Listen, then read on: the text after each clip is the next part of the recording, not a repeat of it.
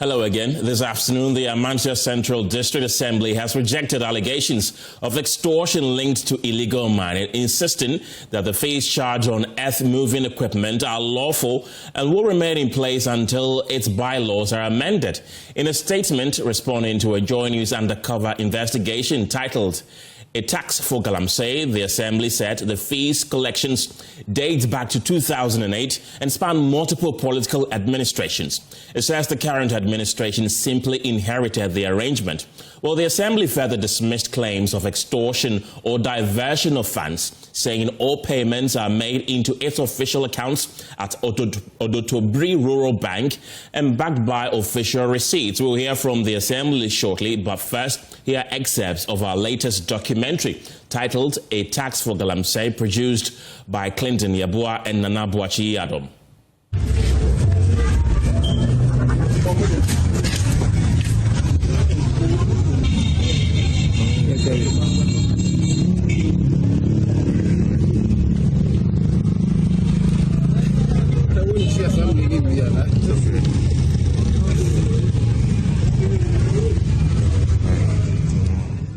According to the Forestry Commission, 44 out of 288 forest reserves have been invaded and harmed. Beneath the crisis are acts of bribery and corruption, illegal payments, extortion, sanctioned by those elected and appointed to protect our resources.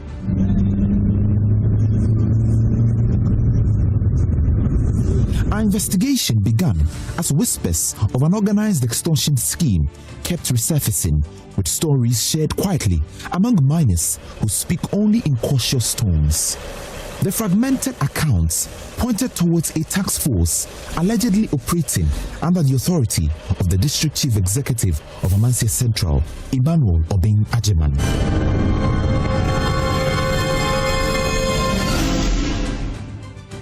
According to the patterns we observed, miners were said to be paying 3,000 Ghana cedis for every Chanfan machine, one leg as it is termed, while others pay 30,000 Ghana cedis and more for every excavator in usage.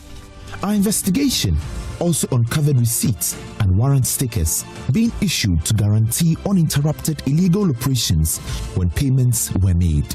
The whole issue,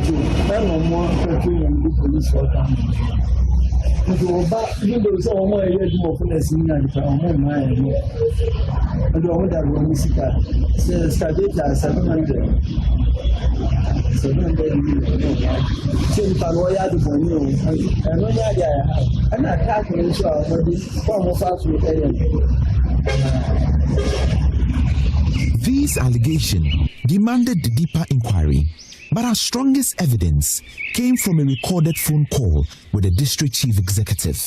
In the tape, he confirms that the task force collects monies and that it operates under his instructions. Assembly may as DC, Mama na Kenya na so nkonkoye.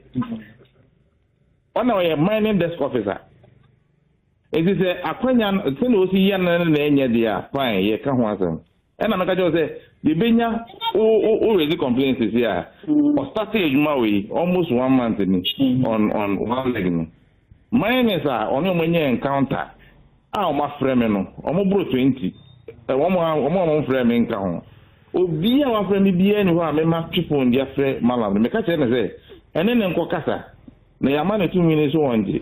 It is at this point that we confirm the cash payment in exchange for Galamsey. Undercover, we infiltrated the Jakobu Township, the seat of the District Assembly, posing as illegal miners operating at Eskesu, one of the mining communities. It is time for us to uncover the loot. We secretly filmed every process and navigated the community on motorbikes. The Assembly is where we intend to make payments and confirm every illegal mining scandal. Our undercover operation led us to Philemon, a receptionist at the District Assembly. He greeted us and with apparent willingness agreed to help us procure a warrant sticker for our Galamsey operation. He called one district engineer who would later send us contact to the mining desk officer himself.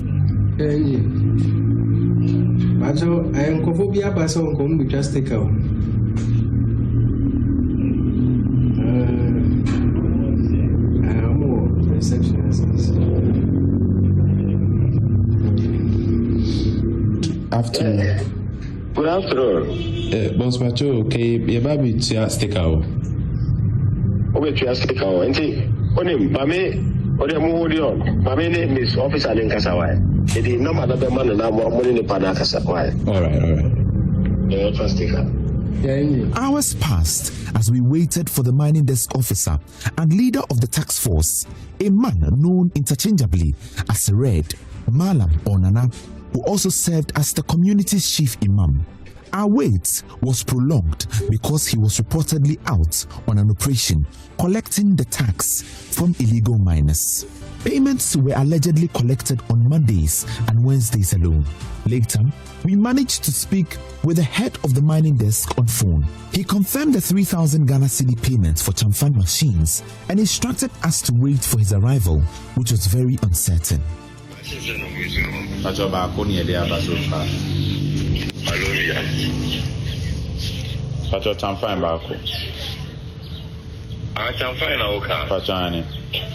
One leg, you know. Batani. We have a moment, bro. But the fire, The fight. the fire. A better na kepesi kobe bikakra. 45 minutes. Wow. Look, na kabekwa ni ntumi nhia wo. Because he be say ke kokuma ase. Okay, bra. Ebe on beba me So those are excerpts from our latest Hotline documentary, A Tax for Galamsey. You can catch the full interview on all our social media handles. We can now hear from the Assembly. And on your screens now is that statement that was released by the Amansie Central District Assembly. And that's their argument, as you can see. This is it. They say that revenue collection from earth-moving equipment did not begin under the current administration. They say that collections have been recorded in 2008, 2012, 2016, 2020, 2023, and 2024. It continues to say that revenue collection is grounded in the Assembly bylaw, which was passed as far back as 2008. No individual in the current administration introduced this framework. What is happening is implementation of existing law. Individual referred to as Red is a recognized Assembly revenue officer. They continue to justify that he has served under multiple administrations. All monies collected are paid into the Assembly's official account at Odotobri Rural Bank, supported by official receipts and deposit slips. Claims of diversion or private keeping are false. Revenue used for critical operational needs. The Assembly continues to say that it remains firmly opposed to illegal mining and that the fight against Galamsey is unchanged and uncompromising. Revenue Mobilization Authority comes from local governance laws. If concerns exist, proper channel is a formal review of the bylaw. It concludes by saying that this is not a wrongdoing. So that is the main points that we deducted from that particular statement they released in response to our Hotline documentary, A Tax for Galamsey. Meanwhile, the minority on Parliament's local government committee says the district chief executive must not be singled out, insisting that the coordinating director, financial officer, and other key officials of the Assembly must also be held accountable as public pressure intensifies for a full-scale probe into what critics describe as an entrenched Galamsey syndicate operating from within the Assembly. John Darko is a member of Parliament's local government committee. I think it's good. It's good that government has given us assurance that they're going to take this up. But, it's not enough. We need to see action. Why should government wait for Joy FM to bring documentary before they even talk about it? Where is government security? Where is our national security? They say they have NIMOS. What have they been up to? We've been paying a lot of millions of our cities to these people. Why is it that it should take Joy FM to bring this out? Can't the government agency the EPA, the Minerals Commission, the NIMOS, the military, the police. Why are we paying them? Why must it take Joy FM? Joy FM, did anybody give you money to do what you did? You did it because you love Ghana. Nobody is paying Joy FM to do this. But we are using our taxpayers' money to feed government and government officials to be doing this for us. So if Joy FM hadn't come up with this, we wouldn't know. And even apart from that, look at what Felix is saying. My colleague is saying that, well, they haven't seen the documentary and that if they see evidence, they will take action. So it tells you about a government which is sleeping. In fact, in the afternoon, I mentioned about the importation of cyanide into our country. It looks like our government is even aware that illegal mining operators are bringing in cyanide into our country. Our security is in tatters. Why is national security officials being paid? Why are they being paid? And so for me, my worry is that it has to take Joy FM to come up with this for government to react the way it did. That didn't work. One would have expected that even without promptings of anybody, government would have come out to say that the intelligence has discovered ABCD. Why is government intelligence not discovering this? Because this is a dangerous thing. This is going on. Government officials are involved in this Galamsey.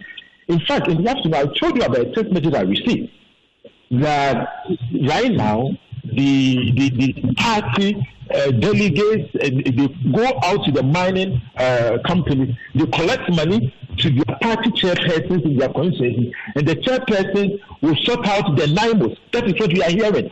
Is the government not aware of this? So for me, I would have been very happy if this whole thing had come out from the government own sources. It tells you that the government is sleeping on this job. It tells you that we should probably be paying Joy FM. We should be paying some of our taxes to you because you are the people bringing out the ills of our society whilst our government is sleeping, whilst our security agencies who are being paid are sleeping. Joy FM is the only one doing this job. I am ashamed that I have to pay my tax to this government. But the government is not using our taxes the way it should be. So you heard that John Daku is a member of Parliament's local government committee and also the MP for Swame constituency. Let's get talking and bring in Kenneth Ashigbe, who is the convener of the Media Coalition Against Galamsey, and Awula Sewa is also the coordinator of Eco-Conscious Citizens. Lady and gentlemen, grateful for your time this afternoon. I'd want to begin with the lady. Awula, you've seen excerpts of our documentary. You've also seen the justification that has been brought by the Amansie Central District Assembly. What do you make of it? First of all, I want to thank Joy for what they've done, putting their lives on the line to uncover the truth. You know, we've always said that illegal mining could be stopped if the political will were there. And that the reason why it continues is that the political will isn't there. The documentary just highlights what we've been saying all along. What it says is that it shouldn't even be tax for Galamsey. The title should be protection for Galamsey. Because what is happening is that you can engage in illegal mining. All you need to do is to pay some monies. And the fact that you are paying, is it 10,000 cedis for the one leg, the Chan Fund, that alone shows you that we are just not serious as a nation. The Chan Funds are banned. You are not allowed to mine on water bodies. It's illegal. So for any assembly to be taking protection money so that we can be poisoned, water is life, so we can continue being poisoned, is just unacceptable. And my concern is that Ghanaians are not angry enough. I would have thought that after the airing of this documentary, there will be a lot of concern, a lot of angry voices being raised, that we didn't vote for musical chairs. We did not vote for musical chairs, but whether this had been going on at the past administrations or not, we were told there was going to be a reset. A reset means it doesn't matter what happened in the past, this is a new system going on. Obviously, that is not happening. Illegal mining is going on unabated. And what is worse is that there's state-sponsored complicity in illegal mining. This is just unacceptable, and we are waiting for the president. In fact, we are disappointed that the DCE is still at post. One would have thought that there would have been urgency in dismissing him or at least removing him from post so that there will be prosecutions and anybody found guilty. Always talked about, so I'm just sort of amazed that there hasn't been enough of an outcry. Other media stations haven't really covered the documentary. Right. And Ghanaians are not reacting as much as I thought they would. Right. I'll come back to you, but let me bring in Ken Ashigbe in at this point. Ken, I understand you've excused yourself from a conference in South Africa. That is the prominence you attach to this issue. Grateful for your time this afternoon. You've heard the response from the Amansie Central District Assembly just justifying this, that they came to meet it, and this is a bylaw that has been in place since 2008. Justified enough? So, this is laughable. It's laughable, and I'm wondering why it is the Assembly that is issuing a statement. Who is the Assembly? Is it the Chief Executive that is issuing this particular statement? Atawula said, how do you give a license to an illegal activity? Chamfans are banned. Mining in the water bodies are banned. So how does an assemblyman go to an illegal site and goes to, give a license? They are betting with the particular crime that is being committed. So if you look into the Act 995, that is an illegal activity. And by now we should be expecting that the DC, the finance officer, the coordinating director, everybody involved should be arrested. The fortunate thing for us is that crime has no time bar. We need to go back. Everybody who has been involved in giving out these licenses irresponsibly to illegal miners should be arrested.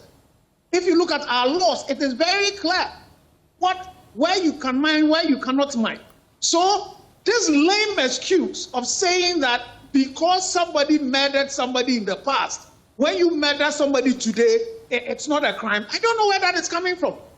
I do not know where that is coming from. So, as I will have said, we will be hoping that the Minister for Lands, the Minister for Local Government, that the Attorney General, the IGP, together with everybody who is involved, should run up everybody who is involved in this criminality. This is completely not acceptable.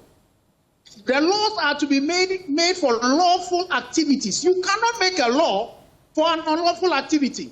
You go and see somebody who is mining in an illegal site, and then you are giving the person a sticker, you are collecting money.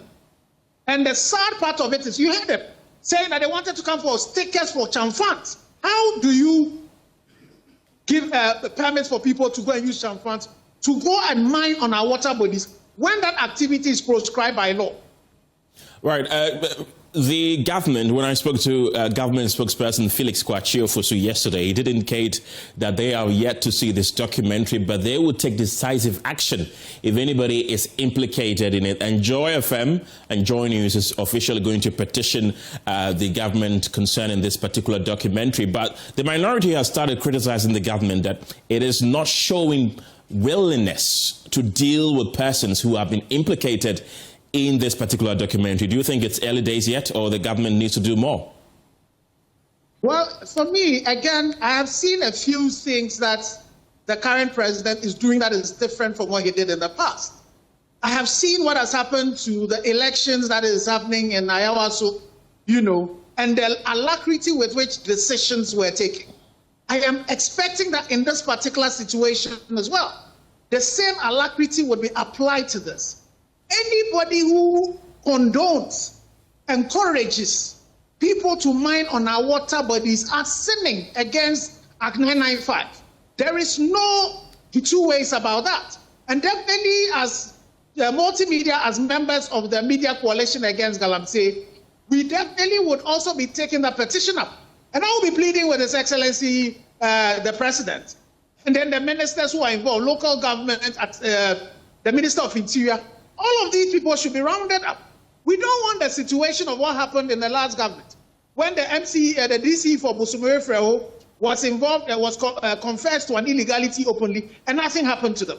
In this particular case, we need to ensure that we're holding everybody accountable. We can't be having the Minister for Lands and Natural Resources sitting in South Africa asking, getting investment to come into our country, making sure that we're mining responsibly. Then you still have people who have been appointed by His Excellency the President as a representative in a district, condoning with mining on water bodies and tell us his excuse is the fact that this has been happening since 2008. That completely is not acceptable.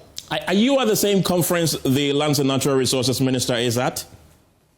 Yes, definitely. Tomorrow we are going to have the Ghana Day at the mining in Daba, and we are going to be talking about the opportunities that mining brings to our country. And the Minister for Lands and Natural Resources is also here. I'll come back to you, but let me bring in Awula Sewa in at this point. Awula, just this morning, government spokesperson Felix Kwachiofosu again announced that there's going to be an emergency cabinet meeting tomorrow to discuss about the woes of cocoa board. You know, cocoa farmers have not been paid for a few months now. Do you think that this emergency cabinet meeting should have included the situation we have on our hand when it comes to Galamsey? See, as my brother Ken has said, my formidable brother Ken has said, the way we are treating this matter shows that we do not appreciate the importance of the matter. This is a national issue. We are being poisoned.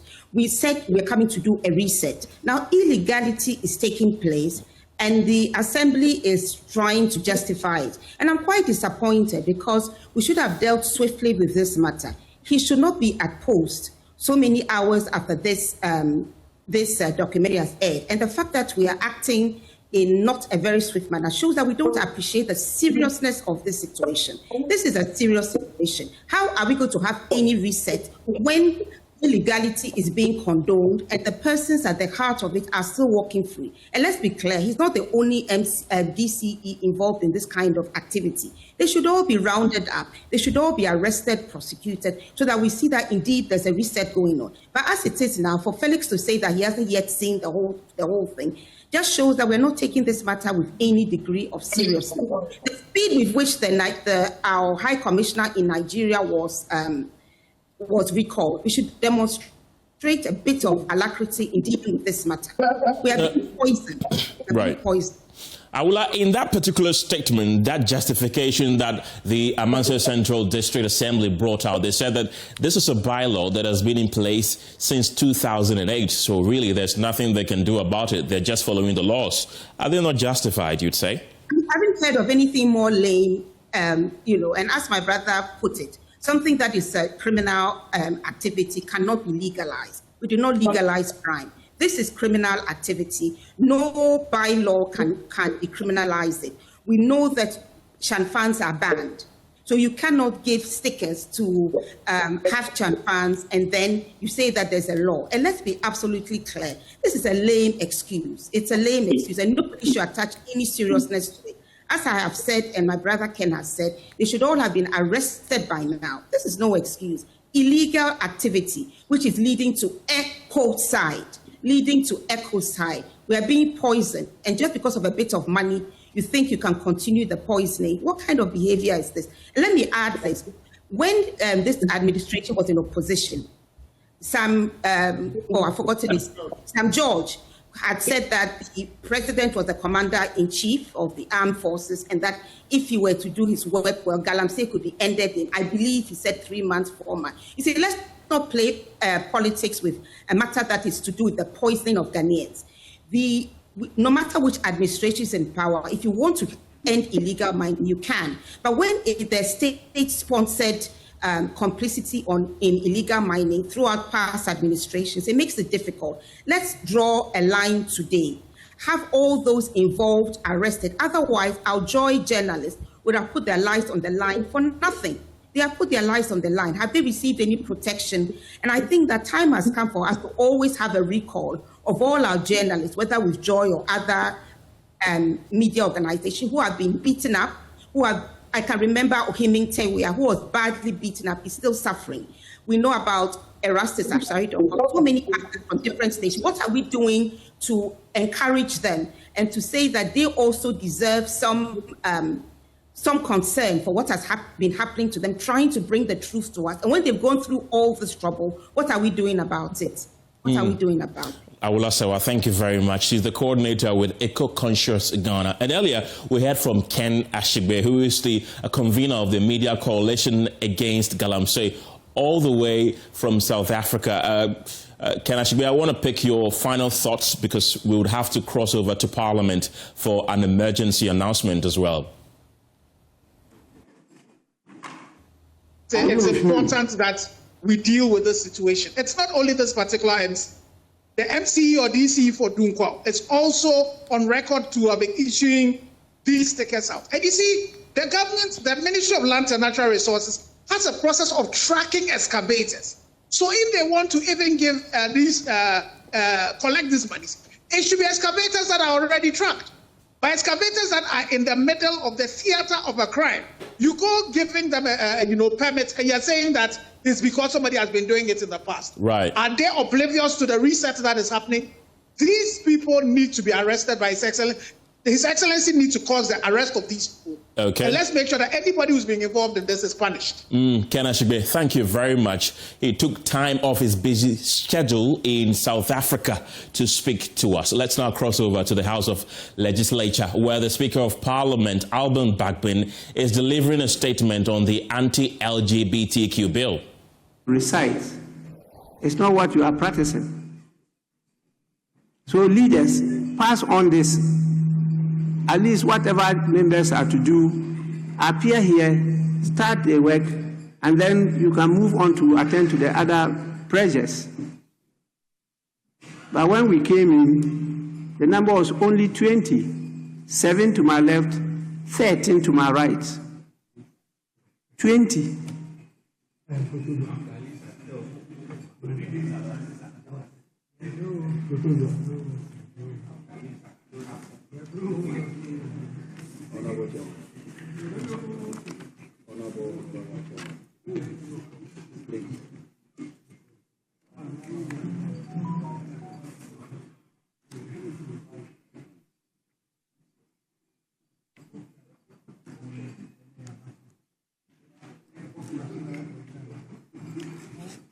I have some two formal communications, and this is in compliance to our standing orders. One is on the bill before us titled Constitution of the Republic of Ghana Amendment Bill 2025. The other is on the Human Sexual Rights and Family Values Bill. Honorable members, Order 187, Sub-Rule 2 of the Standing Orders requires that on the introduction of a private member's bill, the Speaker shall communicate to the House an opinion on whether the bill complies with Article 108 of the Constitution. Honorable members, the Human Sexual Rights and Family Values Bill 2025 was initially introduced as the Promotion of Proper Human Sexual Rights and Family Values Bill 2021 in August 2021. The bill went through all the enactment processes and was passed by the 8th Parliament on the 28th of February 2024. It was, however, not assented to by the President and therefore lapsed upon the dissolution of the 8th Parliament. On the inauguration of the 9th Parliament, I, by correspondence dated 28th January 2025,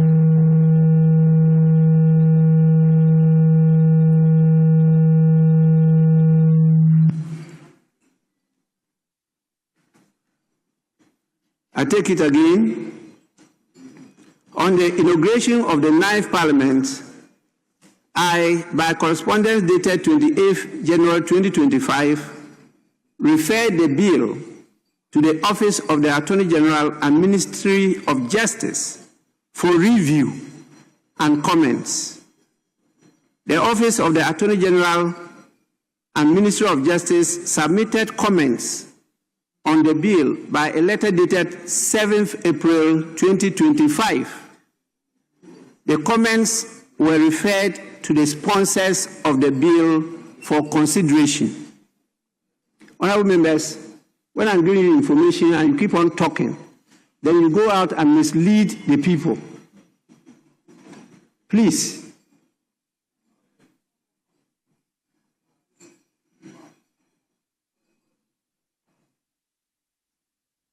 As I stated earlier on, the comments were referred to the sponsors of the bill for consideration. Meanwhile, by correspondence dated 25 February 2025, the following members indicated their desire to reintroduce the bill. 1. Honorable Samuel Nate George. 2. Honorable Emmanuel Kwesi Bejira. 3. Honorable Reverend John Intim Fojo. 4. Honorable Helen Intoso. 5. Honorable Vincent Eko Asafua. 6. Honorable Alasan Tampuli Sulemana. 7. Honorable Ritana Odole Sua. 8. Honorable Mahama Tia Abdul Kabiru. And 9. Honorable Anthony Imia. As required by Standing Order 182, a legal opinion dated 7th March 2025 was submitted to me on the proposed bill. I directed the draft person to process the request in accordance with the rules for introduction in the House. Additionally, in compliance with the requirements of Section 101, Subsection 1 of the Public Financial Management Act 2016, Act 921, the Fiscal Impact Analysis Report on the proposed bill was duly submitted to me. Subsequently, I directed that the drafting be redone and the bill transmitted in pursuant of Order 186.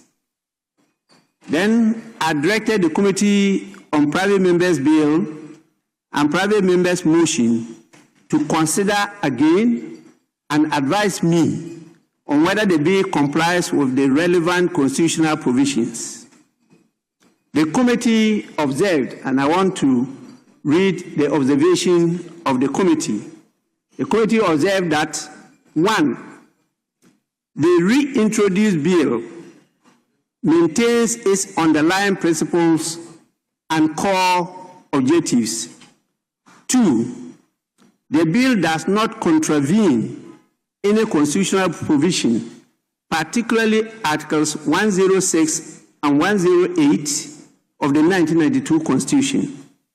3, the bill does not contain any provision that seeks to impose taxation or charge on the Consolidated Fund or other public funds of Ghana, or impose payment, issue, or withdrawal from the Consolidated Fund.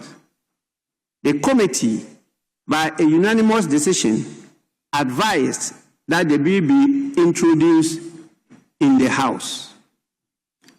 Honorable members, I have reviewed the report of the committee and formed the opinion that the bill does not impose or alter taxation or a charge on the Consolidated Fund in the manner stipulated in Article 108 of the Constitution.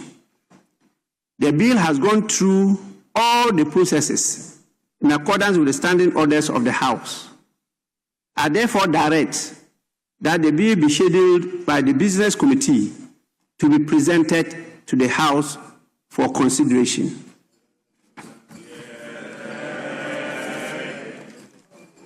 I was calling your attention because this has been one of the topics in the public arena. and I've heard some of you contribute to the debate without much information and misled a lot of people. This is the state of the bill, and we go through our standing orders. We have to comply with our standing orders, and that's why, by the standing orders, I have been enjoined to read this opinion to you. Please convey the same message to your constituents. The second one is on, as I stated, Constitution of the Republic of Ghana Amendment Bill 2025. Honorable members, Order 187 Rule 2 of the Standing Orders requires that on the introduction of a private member's bill, the Speaker shall communicate to the House an opinion on whether the bill complies with Article 108 of the Constitution. Honorable members, the Honorable Member for Achim Suedru, Honorable Kennedy Osei Nyako, in the 8th Parliament, requested for assistance to draft and introduce a private member's bill titled Constitution of the Republic of Ghana Amendment Bill 2021. The bill was taken through the relevant pre-parliamentary procedure and laid before the House on 2nd June 2022 as the Constitution of the Republic of Ghana Amendment Bill 2021, and was subsequently referred to the Council of State pursuant to Article 291, Clause 2 of the Constitution. The Council of State, by a letter dated 8th July 2022, advised me to proceed with the constitutional processes to effect the proposed amendments. Subsequently, the bill was successfully taken through the second reading stage. However, it could not proceed to the consideration stage prior to the dissolution of the 8th Parliament. Consequently, the bill lapsed, and hence the resubmission of the bill in this 9th Parliament as the Constitution of the Republic of Ghana Amendment Bill 2025. By a memo to the Clerk to Parliament dated 12 May 2025, the sponsor of the bill formally requested the addition of 3 sponsors, namely 1. Honorable Kwame Govins Abuja, Member of Parliament for Adakulu; 2. Honorable Emmanuel Ama Kofi-Boa, Member of Parliament for Elembele; and 3. Honorable David Opoku, Member of Parliament for Mpraiso. Honorable members, in accordance with Standing Order 182, a legal opinion on the proposed bill was submitted to me, which indicated that the proposal to draft the bill was within the legislative competence of the House. Additionally, in compliance with the requirements of Section 101 of the Public Financial Management Act 2016, Act 921, the Fiscal Impact Analysis Report on the proposed bill was duly submitted to me. The report indicated that the bill will not fiscally burden the state in the short term and will result in potential benefits in the long term. Upon consideration of the legal opinion and the Fiscal Impact Analysis Report, I directed the request be processed in accordance with the applicable rules governing the introduction of bills in the House. Subsequently, subsequent to the drafting of the bill, and in pursuance of Order 186, I directed the Committee on Private Members' Bill and private members' motion to consider and advise me on whether the bill complies with the relevant constitutional provisions. The committee observed that the bill complies with the relevant constitutional requirements and unanimously advised that the Constitution of the Republic of Ghana Amendment Bill 2025 be introduced before the House. Honorable members, I have carefully considered the report of the committee and I have formed the view that the bill does not impose or alter any taxation, nor does it create a charge on the consolidated fund within the meaning of Article 108 of the Constitution. The bill has duly undergone all the requisite stages in accordance with the standing orders of the House. Accordingly, I direct that the Business Committee schedules the bill for the presentation to the House. Please, I so direct. So, Business Committee, in your next meeting, please schedule these two bills, and copies will be given to all members. And I want to call on all members to take time to read the provisions. These are two critical bills for the consideration of this House. We'll take our time to go through them. They will not be rushed through the House. And at the end of the day, please, we'll be addressing the interests of the people we represent. I thank you all for your attention.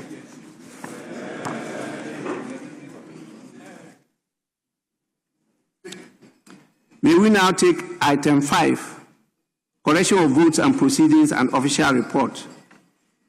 We'll start with the collection of votes and proceedings of Friday, 6th February 2026. Page 1. Page 2. Page 3.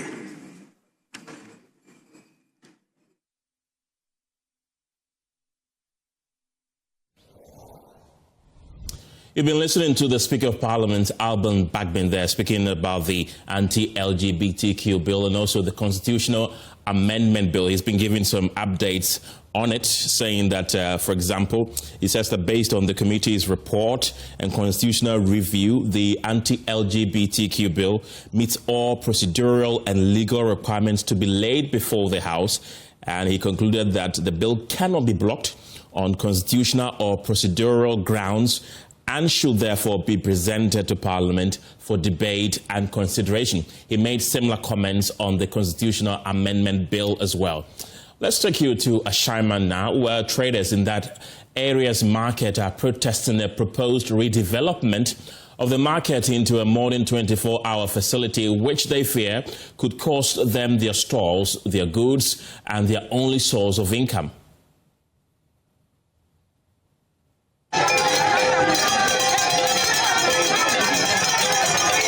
The traders say government must provide clarity on the project, warning that the redevelopment could lead to the displacement of their properties and the loss of their livelihoods. They insist that what they need at the moment is the renovation of the existing market and the provision of basic utility services. We have nowhere, so we are only pleading with them. We are pleading with them. We need renovation, utilities in the market. Please. Mandela Market. They have built a lot of stores that are there. Nobody is there selling. We don't have money to purchase stores. And when you go to old fuel station, a lot of stores are there. They sack them and they build stores. And now the stores are there. People are not able to buy the store, to rent it. So, President, we beg you. We take God beg you. We beg you. Because if you do this, we don't know what to do. So we are begging you in the name of God. We just need renovation. We need renovation, nothing else. The Queen Mother of the Ashaiman Market, Letitia Ayaba, also spoke to the media. Joanna, yes, I bet you this is one young any Johnny in our transit. na wa kire ye de omo be ye na so ya kire de ye pe because ya na he be schedule wo nti wa na ade na atena ni wo market num onu akasa de wo ma adwa na obebubu nu shares e wo mi 1720 ena 750 1750 ena stores no o se obaye no o so obaye stores 90 na wa maye shares nu 320 iti uhia se niama we stores ni shares no ka bom a 460 ana for ahi iti 440 nu se nipa ahi na benya na nipa ahi na bekofie.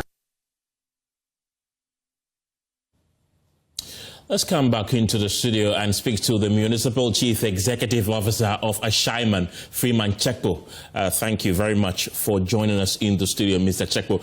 Tell us briefly about this project and who are going to be affected by this redevelopment plan in the Ashaiman market. Good afternoon to your viewers. Indeed, the project is a government project. The government of His Excellency President John Dramani Mahama promised the people of Ashaiman a modern market, and to the general Ghanaians a modern market in all the 261 municipal district assemblies. So when we talk about the 24-hour economy market that my market women are talking about, it is a 24-hour economy market that they are referring to. What it is that we are supposed as a municipality to decide on the location, and we are supposed to show evidence of ownership of the land. Currently, we have 3 markets. We have the Ni Anan Ajo market, we have the Na Amui market, and then we have the main market. The main market is what is within the very central business districts. And there have been shares that we started building it in seasons from 1992. And when it rains, the place is bad. They don't have place of convenience. They have challenges. So in the wisdom of the assembly, we want to redevelop this market so that it will be our 24-hour economy market that the government want to give us. The source of funding for this project is by the central government. And we already have a percentage of the amount through the District Assembly Common Fund within our municipality as we speak. The government is going through the process of selecting a contractor. Already we have a consultant that has been assigned to the municipality. We have 4 models that the government had approved. One model is for metropolitan assemblies. Another model is for the district, the municipal assemblies, a district assembly. And there is one model that is the 4th model, which is if you don't have a land and your land is about 1 acre, a market that can go within a 1 acre plot.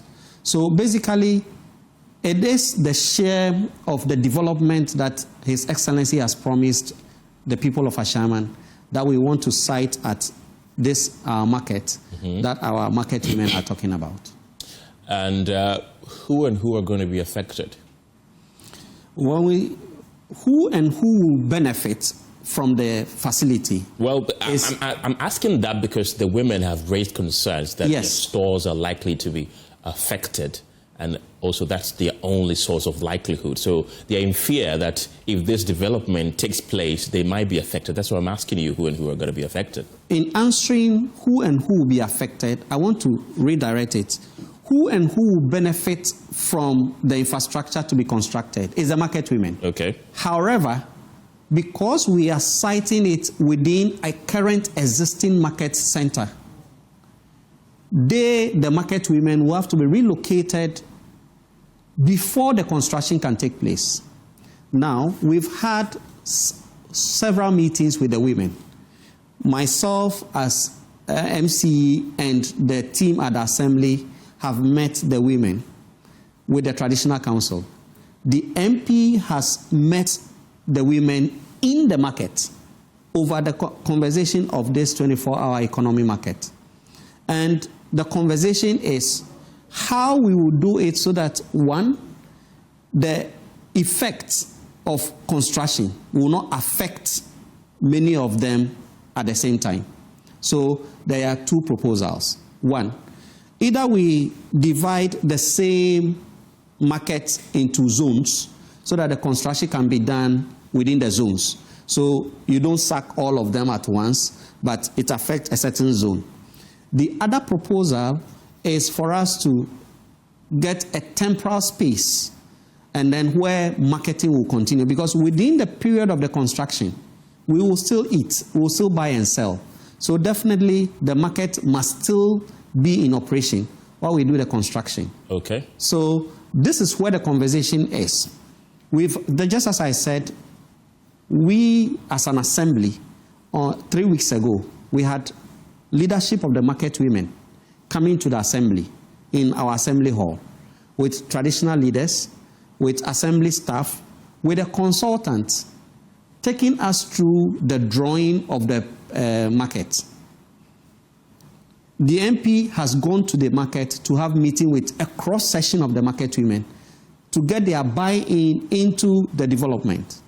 So there are engagement going on to ensure that, one, the impact of affecting the business will be reduced, and two, the likelihood that we know the real people who are in the market, so that after the construction, the real people will still be back to the market. Right.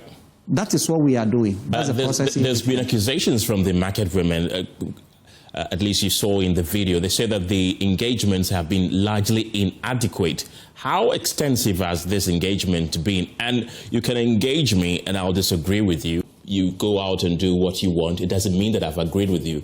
You can go and say that you engaged me. But is the engagement mutual? The conversations in those engagements, are they mutual? And how extensive is it? Because they say it's not adequate. Okay, so the very first pronunciation of the 24-hour economy market by the Assam Municipal Assembly happened at the town hall meeting we had in November 2025. But even before the 2025 town hall meeting, I personally spoke to the leadership of the market that the government is about rolling out the 24-hour economy market, and we're going to cite it in the main market. So just exercise patience. While we get more information, there will be more engagement. Then in December, they said they were not getting information. So in January, we invited them to our office.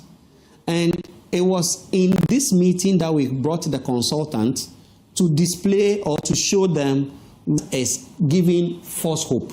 And therefore, I am telling them that they that are in the market, when we finish the construction, they will be the same people that will be put back into the market. And the market leadership, they should be ready. They will take data of everybody in the market. The assembly will take data of everybody in the market. The consultant will take data of everybody in the market. Any NGO, even any news media house that is ready can also come and take data of people in the market. Right. All to ensure that when we are done, we will still bring the same people back to the market. Freeman, there's also been an accusation by the market women that there's a school in the Shaiman, a government school, that is being sold to a private developer to turn it into a mall. Is there any truth in that? It's not true. Absolutely no truth in it. And final one, how different is the planned 24-hour market going to be from the existing one? The 24-hour economy market, just as I said, is a plan to be well built, concrete, okay, with a roof on the whole market, where there will be a place within the market for offloading goods. There will be place within the market for selling tabletop. under shed, stores, and even there is crèche, there is pharmacy, there is first aid, all within the model that the government has approved. Okay. And just as you have the e-blocks, same way we have this 24-hour market as a model that will be placed at all the districts. Right. Freeman Chekpo, thank you very much for your time this afternoon. He's the MC for the Ashaiman municipality. In other stories this afternoon, landlords, specifically Tindambas from the four recognized states of the Sokbayiri clan, are strongly opposing plans to demolish the Tindamba primary school to pave the way for a proposed 24-hour economy market. They say while they fully support the government's 24-hour economy policy, they have serious concerns about its implementation. The objection, they insist, is to the planned demolition of the school and the relocation of pupils to 2 or 3 different schools. Upper West Regional Correspondent Rafiq Salam has more. The landowners of the said schools are not opposed to any government policy aimed at increasing the market structures and economic activities, and for that matter, the economic development of the town. Rather, our concern has to do with the choice of location, especially when a school established before Ghana's independence, named after the landowners, is demolished to make way for a market when there exists alternative sites. Members of the Inky fraternity, we, the landlords and other important stakeholders of the school, are of the strongest belief that the said Tindamba is more suitable for educational purpose other than a market. This is based on the fact that the said land, which was acquired by the colonial government and later vested in the Ghana's government, was for educational purpose. As far as the records and we are concerned, the said land purpose has not changed, and this was confirmed in a letter dated 5th April 2024 from the overlord of the Wala Traditional Council to the Upper West Regional Director of Lands Commission and copied to media houses in the region. Let's come back to the Greater Accra region, because the president of the Ghana Union of Traders Association, Clement Boatin, is accusing some traders of deliberately refusing to reduce their prices despite a drop in input costs and the recent appreciation of the cedi, a situation he describes as unfortunate. Speaking on PM Express on Monday, Mr. Boatin said the strengthening of the cedi has brought some relief to the business community and insists it is only fair that consumers also benefit. That's an attitude of some of we Ghanaians that irrespective of whatever situation that we find ourselves, we will not let our compatriots also enjoy, the gains that we have made. It is undeniable fact that the cedi, has appreciated for quite, some time, and the business community, has made some gains. So definitely the gains that we have made, we supposed to, also pass it on to the consumer, for the consumer to also have a bit of. Has that happened in the marketplace? It has happened. It has happened across board. Yes. Across board, but you see, in our local parlance, we have something which says, not to use your name, but they say Ephibia Mensahom. Yes, Mensahom. Irrespective of whatever happened, guilty as charged. People have made up their mind that they will not reduce their prices. But I pity for those people, because the markets that we are in is a very, very competitive market. And the business that we do, we use facilities in doing the business, and business thrives on turnover. So if you sit behind your goods and you say you will not, reduce it for the consumer to also, enjoy some benefit, you do so at your own expense.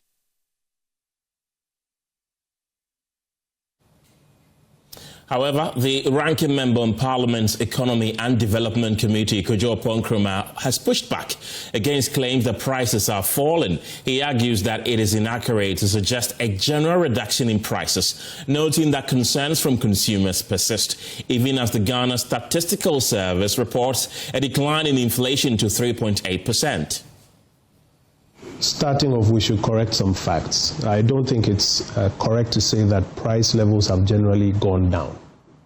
That's not what the Ghana Statistical Service is saying.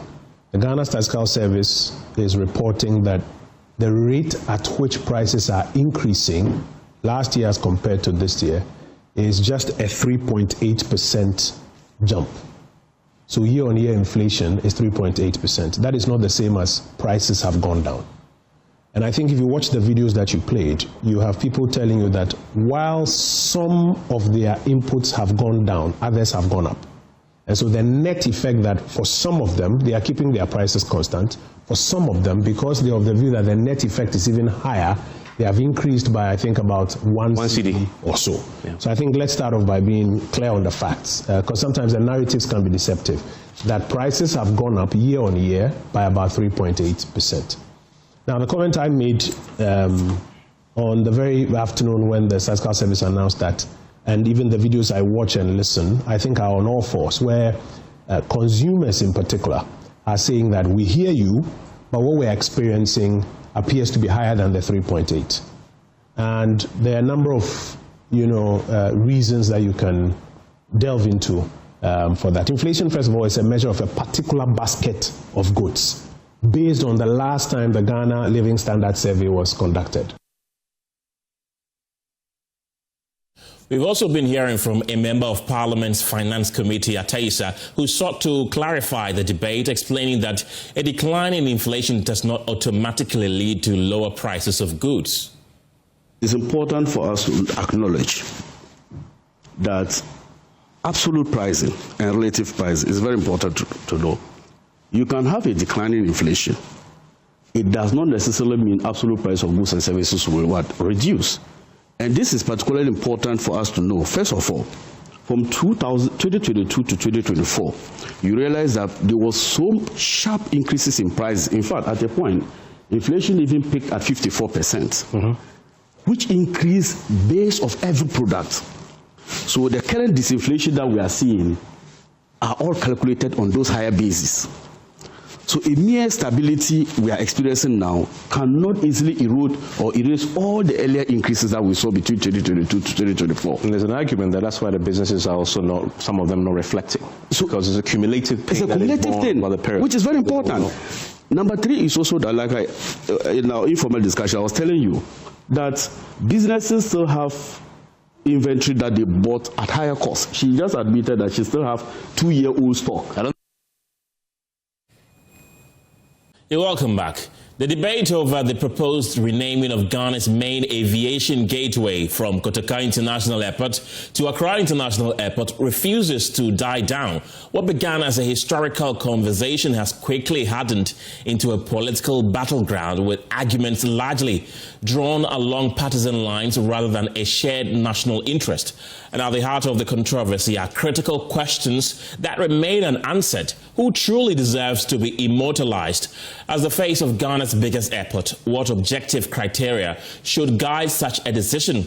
And beyond symbolism, what really are the economic implications of changing the name, and who ultimately bears the cost?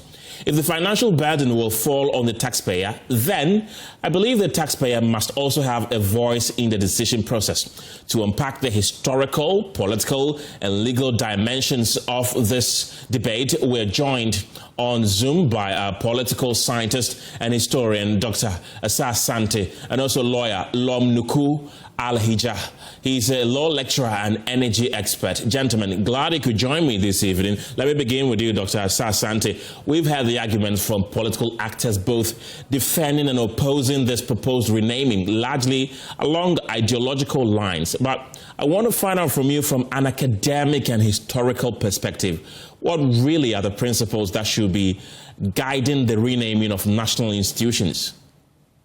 Thank you. Let me just take you a little back to, if you look at all the conversation that have happened so far, they are nothing but talking about why coups are desirable and why they are not. Basically, that's what they are looking at. So there are a group of people, the Dankwa-Buzia group, who believe that, yes, Kotoka's coup was desirable because he tried to liberate people and the rest of them. Those who are from the Dankwa group, they believe that, look, that was, an aberration. It was illegal and all that. If you follow from there, you are likely to understand from publications of Legon Observer that as soon as the CCC coup happened, the people scholars from both camps decided to write what went wrong, what went right. Fast forward, this debate takes us to what? End of coups. We experienced a number of coups, 1966, 1972, and the rest of them, up to 1981. Then we realized that there was the need to end coups. So that gave birth to what? The writing of the Constitution of 1992. The Constitution ended all conversation about coups, whether they are desirable or not.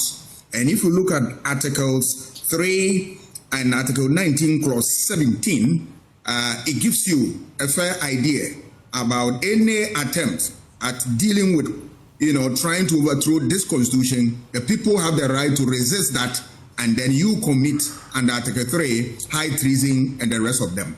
So for me, you realize that we have come to the end of the road giving coups. So we are not interested in rewarding any coup maker of anything because we believe that we've had enough. Then we move on to crown it all. President Kufuor introduced the national reconciliation. We know that the meaning of the reconciliation is that a lot of wrongs have been done against people of this country. So we wanted to end it with what a reconciliation, so that people can move freely, and then all the pain the state will try to assuage them. I urge people to read Professor Kofi Kumadu's article that he wrote. He said, forgive us our trespasses. People have trespassed against us. So the national reconciliation came in to serve as that platform, to serve that platform to make sure that all the wrongs that we have done will come, we are forgiving those people, and the state has taken charge. Those who needed to be compensated, they have been compensated, and the rest of them. So from there, we don't want to hear anything about who and who did what and to glorify them. Listening to the conversation, what I find missing is that we need a body that will be tasked with the responsibility of, looking at those who deserve honors in this country, and you want to immortalize them, you want to give them monument and the rest of them. That body, we must have a body that will look at all these things and look at those who deserve and those who deserve not those, honors. And it appears to me that because we don't have that, people get up and they say, well, we are doing this, we are doing that. It creates contradictions, and then it disturbs our history, and it creates all manner of problems. People are saying that it is good to maintain Kotoka's name, simply because, look, he was a liberator, and it tells part of our history. Yes, it is true. History is nothing but how we have arrived here from where we come from, all right? So if you go into the textbooks, they explain all these things.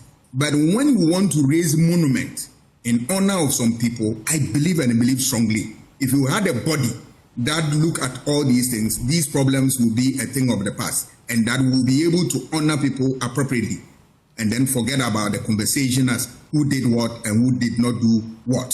So for me, that is a little that I have to plug in this hole that we have in the conversation. Let me bring in Dr. Alija in at this point. What is your position on this raging debate as well? Well, I think I agree in some respects to what Doc has said. Of course, there are other dimensions that also come in, especially from my side as a legal person. So you can also see that it is not simply a question of cost or politics or history, but there are also implications for what the Constitution stands for. So, for example, in Ghana, we are a republic, which means that power in this country, as far as the country's governance is concerned, emanates from the people. It is predicated on the fact that the people have given authority to those who are governing the country to run the affairs of the nation. And so when it comes to the question of coup d'etats or matters related to coups, that it means that some person or persons have usurped the power from the people. So that legal dimension now implicates the history, the politics, and the other dimensions. And so the questions that have come up in terms of renaming of the airport, you can see, bring this intersection together. Why should we keep or maintain a name of a person whose actions essentially overthrew the people's will? Mm-hmm. And as we know, the constitution that we currently operating under also re-emphasizes that same value, that at any point in time, we know that the constitution, the supreme law of the land, it is what governs everything that we do in the land. And because of that, there are certain values that emanate from it. And those values relate to the fact that power emanates from the people.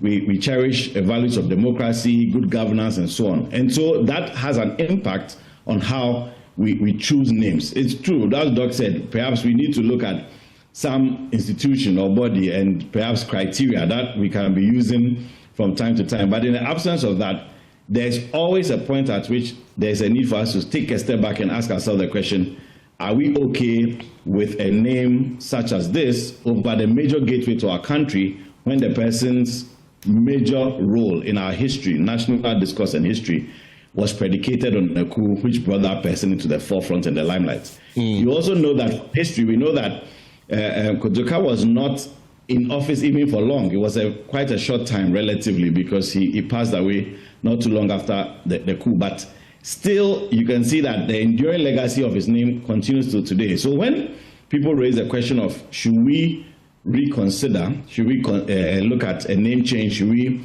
perhaps have a debate or discussion about it, it is very appropriate given the current constitutional dispensation. And I think that if you look at it from that angle, you will see that there is a need for us to revisit it, because the image we are putting out there, anybody who comes to Ghana through that gate too and decides to do research on Ghana, what name is this? What's the meaning of Kotoka? What they will see and find, is it in line with the current constitutional dispensation and values we want to project? And names are not things that we should take for granted, because at any point in time, names have an impact on many other things beyond just the monuments that you see, because it has implications for generations to come, where every time that name is mentioned, people will have to ask themselves, who are we giving prominence to? Why are we giving prominence to that person? And what should be done by virtue of what we've learned from that person's impact or role in history? And for me, if I look at all these factors and the various dimensions that have come up, I think that it is apt for us to have that conversation and debate right now about whether the name Kotoka is particularly relevant in our current constitutional dispensation. A very interesting viewpoints from both of you, gentlemen, but it all boils down to, it appears that as a country and as a continent largely, we abhor coup d'etat or coup leaders, but we tend to have preference for people who turn out to be dictators, which is a debate that others have also raised, because there are others who are also calling for the name of Kwame Nkrumah to be put on the international airport. But there are others who are also arguing that by the time Kwame Nkrumah was overthrown in 1966, he had effectively become a dictator. Why do we project him as a liberator, and others, or a coup leader like Kotoka, who others also see as a liberator, we don't see him in the same limelight? Let me bring that question to Dr. Asante. Yes, I follow that conversation, but it boils down to the same fact that we need a body. If every issue we want to throw it out to the people to discuss, we may not end it. And that is why we want to have a small body of people who represent us, and then look at a certain criteria and use it to, define who qualified for monument or not. If we get that, then that conversation, what you are talking about, would dovetail into that conversation, whether somebody is a dictator, is a liberator, and all that. But you see, if you follow what you are saying strictly, you are not going to honor anybody in the country, because leaders have their good side as well as their bad side. If you look at the republics, the democratic one that we've had the twists and turns of all the regimes. So on that score, we are saying that, look, because of that difficulty, have a body so that the body can look at all these fine details, have a criteria, and then honor people. The issue about honoring, heads of states, putting their name on, important facilities, that of national character and all that, yeah, I follow. But I believe that it is gradually becoming annoying and boring, because you ask yourself that, yes, you were a leader, but are you the one who dole out money to fund that project? We, the people, our taxes build that. So if everything you want to give to Nkrumah, Buzia, Liman, Kufuor, and the rest of them, what about those of us who put you into office, who funded the project? And that is why that conversation, you don't want to stretch it, so that have a body, a few of the things given to maybe the heads of state, the rest. Why can't you, name something after Ghanaians that all of us, we can be proud of and associated with? Accra International Airport. I stand for that. It reflects everybody is in there. It's part and parcel of our culture, our dreams, and everything. Accra is what it is, and it is the symbol of Ghana, the heartbeat of Ghana. So if you name airport, after Accra, you are good to go, than trying to give to certain individual that builds all manner of controversy. Because I've seen from social media, people are saying that revert Ohinijan Stadium, put it back to Ohinijan instead of Accra Sports Stadium and all that. It's simply because of the way we handle these things. Let's have a body.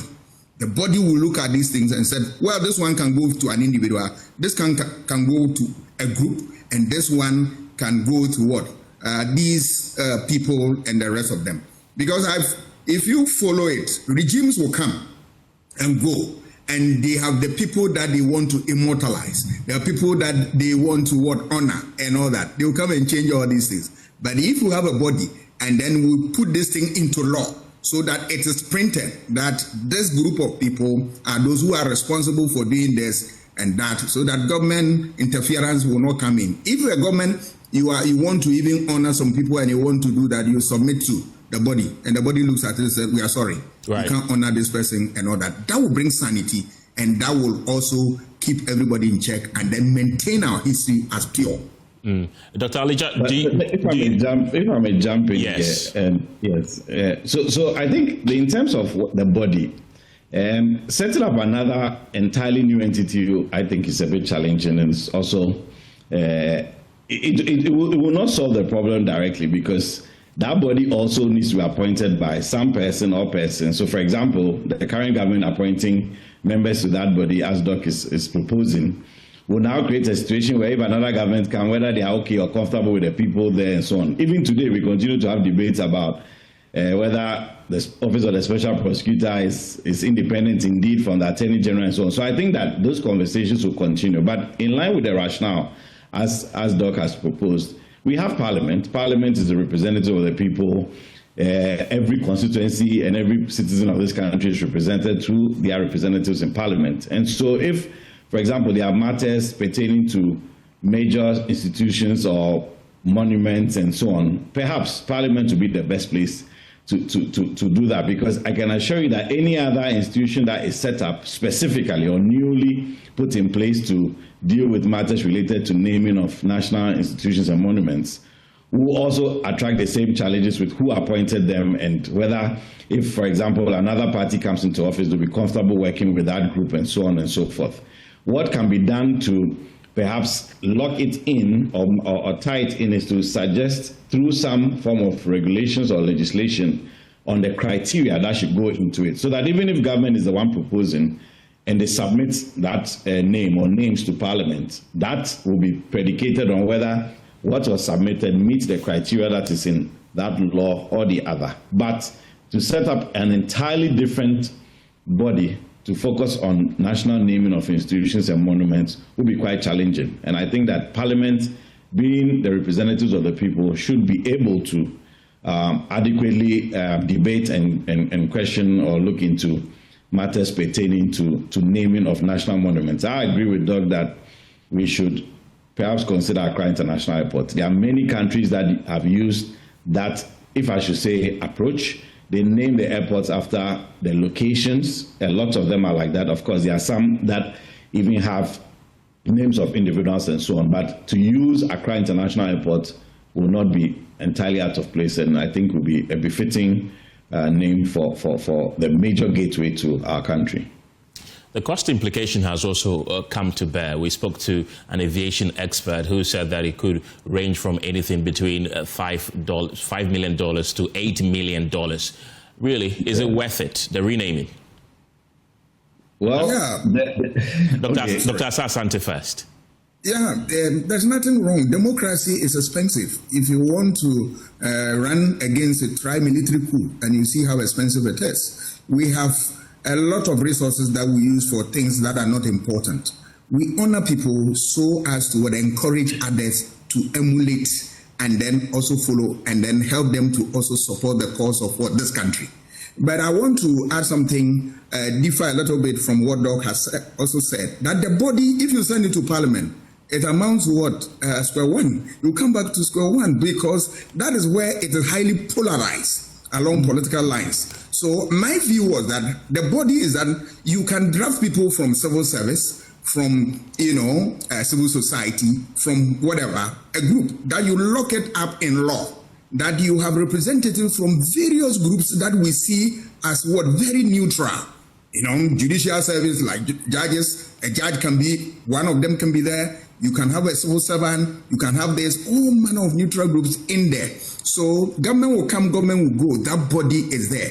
And it's very, very neutral than giving it to, Parliament. If you give it to Parliament, trust me, you are now sending the big debate to the political arena, which by the architecture of our political party system, we have two dominant groups which are always there. They will want to defend their people at all times. But if you, make it that you have a civil society group represented that, civil servants, judicial service, bar association, this, that, they can look at it, and then government will come, government will go. That body is there because it's locked up in law.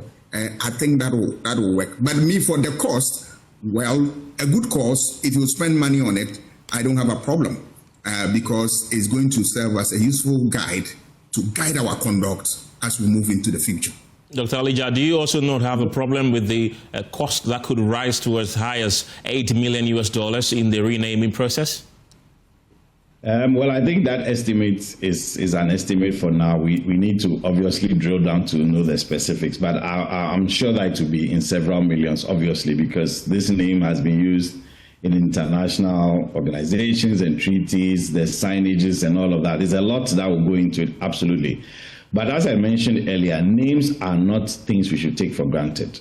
For example, the cost of honoring somebody who should not be honored in the long-term impact on generations cannot even be quantified.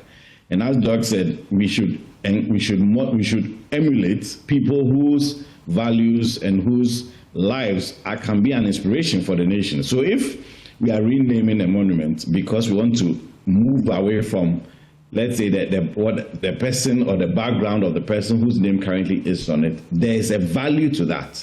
And that value I can assure you, will be significantly more than however much millions that we are talking about. But of course, value for money is the goal. It's not like Ghana, it's a country with unlimited resources. So our resources can be spent in a way that should be judicious, which also means that the renaming does not have to take place in one day. It can be phased out over time. There are many things that can be done in terms of the renaming that will take years to fully and finally complete and take away let's say every reference to that particular name as it exists now. And so even though the cost may seem high, and we obviously have to get the specifics, however, because of time and how it will be planned and phased out, it can easily be accommodated within the budget of the country. That to be my view on this. There were other individuals who were also calling for it to be named after a Ga chief, including members of parliament, some members of parliament.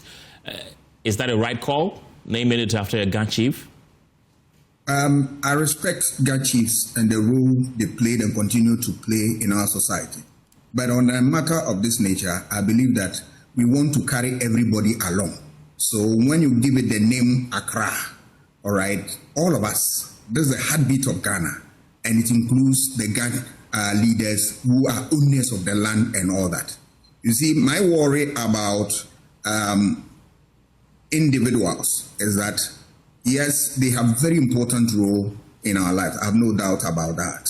But once we don't have a body that can look at these things critically, sometimes when we set some precedent, then anything we do on any piece of land, people will tell you that there are certain names that should come up. That is not to say that the GAD chiefs have not played an important role in our lives in Accra. Far from it. They've done great work and all that, and we continue to acknowledge them.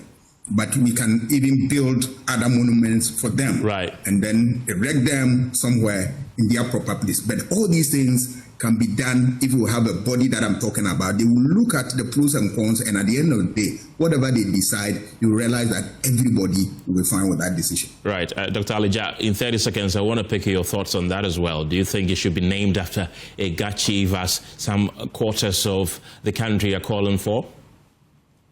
No, I also don't think so. As I indicated, let's maintain the location. Accra International Airport will be a good and befitting name, and that's I think that there are many opportunities for monuments to be named after individuals, including chiefs and so on, but that needs to be reserved for other monuments, not the airports. Right. Dr. Alija is a lawyer. Thank you very much. Earlier we heard from Dr. Asante. He's also a lecturer as well. Let's bring you more stories and take you to the seat of government, where President John Mahama's 3-day state visit to Zambia has put Ghana back in the global spotlight. Well, the visit produced 10 key bilateral agreements strengthening cooperation across critical sectors. Yet, it was the cultural moment of the Fugu, or some will call Batakari, brouhaha, that captured global attention, sparking a spirited online exchange between Ghanaian and Zambian netizens. What started as a cultural clash quickly became a win-win, celebrating shared heritage and boosting people-to-people ties. The bigger question is, how can Ghana leverage this for national branding and Africa-wide positioning under the AFCFTA? Well, can this moment translate into tourism, trade, and economic growth? Should President Mahama be commended for his handling? And what really is the impact that this could have on African Union profile and Ghana's continental branding? To explore these issues, I'm joined on Zoom by Professor Eche Sikanku. He's the Dean of the School of Journalism and Media Studies at the Institute of Journalism, UNIMAC. Professor Eche Sikanku, grateful for your time this evening. Did Ghana tangibly benefit from President Mahama's recent visit to Zambia? And if so, what are the reasons? Absolutely, Ghana did. These moments that you cannot really create. It was an authentic moment. It was a very organic moment, and it is every PR or every branding person's, dream to have it. But it came very naturally, very organically, and I would say it was a great gift, a great PR or branding gift, a great branding moment for the country. Why is it so? Because it immediately elevated the Fugu to a status as an international, traditional African attack. And this was a break moment for the Fugu. I think it was a very big moment of reawakening. Right. But the Fugu had finally captured that attention. Right. So I think it was very video of Ghana. Because it was a great moment, for us to tell our national heritage. Okay. Professor Eche Sikanku, the line is getting bad, so if you can kindly reposition yourself, I'll be grateful. But speaking of the Fugu, how do you assess President Mahama's handling of that brouhaha, and what message did it send regionally? Well, he handled it very well. If you look at his presidency, he has always been somebody who has been predisposed wearing African attire. And so this is a very natural, gesture. And so his consistency and his commitment to wearing a attire like this was contributed to such a moment. President Mahama, therefore, has always been a custodian of our cultural tradition and our cultural attire. And he has contributed in a very significant way to the use of cultural diplomacy as a way to sell the country, to sell the continent. And we also have to praise the Zambian president as well, because he also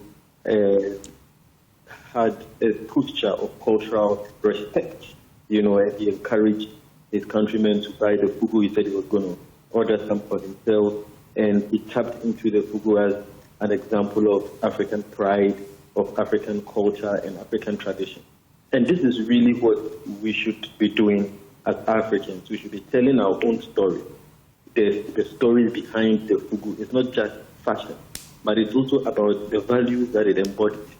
The strength, the resilience, the power, the respect, the authority. So this is also a very good way of contributing to global publicity, free global publicity for the fugu. Right. Speaking of global publicity, what concrete opportunities does this movement present for rebranding Ghana on the African and really global stage? Yes, it presents a very great opportunity, and hopefully the government would be able to launch a national fugu policy or a national fugu reawakening policy. Right. Sorry to cut you, but speaking of that as well, the president has declared Wednesdays as National Fugu Day. Excellent. Thank you very much. So this particular declaration is in the right direction. It also contributes to a national fugu fashion campaign. Hopefully it will move beyond just Wednesdays to other major programs and initiatives which would concretize the fugu as a major official national attire. And there are so many things that could be done in terms of the link to the economy. It could serve as an opportunity for tourism. People could go and visit the places where they are woven to see how it's being done. We can invite a lot of people, both within Ghana and the diaspora, to do that. And hopefully, we also take steps to make sure that it moves just from declaring it on Wednesdays in Ghana as the national attire to also featuring prominently on international catwalks, fashion festivals, and other cultural forums. President Mahama has played a very major role in making sure that the African identity is espoused. And at different forums, he's won the direct. One of the things that can be done is to encourage government officials to wear the fugu even at international events. There's going to be the AU Summit. He's a big champion at the AU, soon going to be the chairman or the president. And so making sure that fugu diplomacy continues on the continental level in a very strategic way will contribute to making sure that it does not fade away.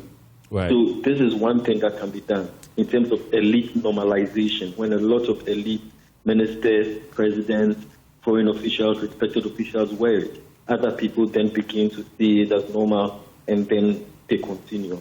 So beyond Ghana, it's important to reframe it, as a Pan-African movement, as a Pan-African heritage, and then hopefully it will be embraced even beyond the continent.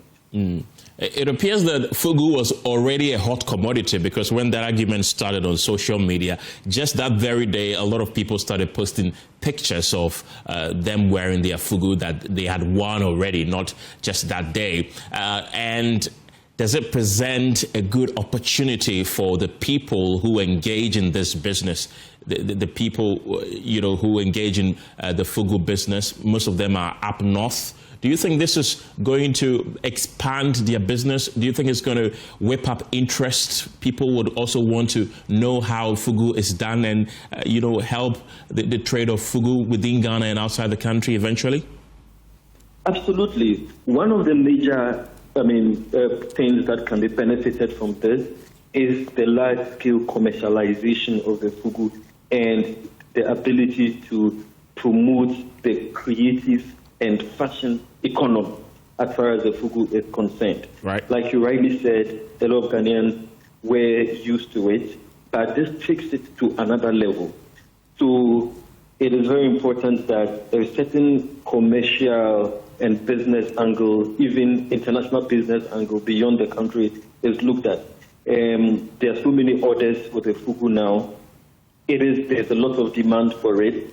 So the whole idea would be to see how to even modernize it, how to fuse it into our own existing culture. There could also be weaving workshops for the youth or for other people who are interested in this particular trade. And then it can serve as a major source of export for the country, which will bring in a lot of income. It could serve as a source of employment. So this is not just a branding win.